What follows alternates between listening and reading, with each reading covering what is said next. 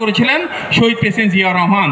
শেখ মুজিবের রেখে যাওয়া সে বাকশালী পররাষ্ট্রনীতি, যেখানে ভারতীয় আধিপত্যবাদ আমরা দেখেছি, ভারত এবং সোভিয়েত ইউনিয়নের ভেতর ঢুকে গিয়েছিল বাংলাদেশ। সেখান থেকে প্রতিটি দেশ, যুক্তরাষ্ট্র, যুক্তরাজ্য, Germany, Japan, Europe, Australia, Canada, প্রত্যেকটা দেশের সাথে বাংলাদেশের সুসম্পর্ক গড়ে তুলেছিলেন।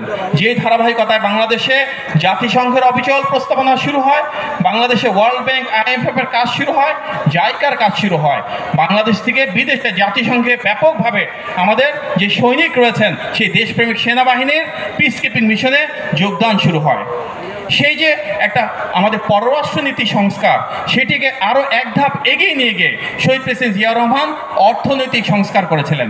মধ্যপ্রাচ্যের সাথে সুসম্পর্ক স্থাপনের মাধ্যমে তিনি প্রথম বাংলাদেশ থেকে গার্মেন্টস এক্সপোর্ট শুরু করলেন, মিডল ইস্ট ছাড়িয়ে সেই ইউরোপ এবং আমেরিকাতে, আর মিডল ইস্ট বা মধ্যপ্রাচ্যে শুরু করলেন জনশক্তি রপ্তানি।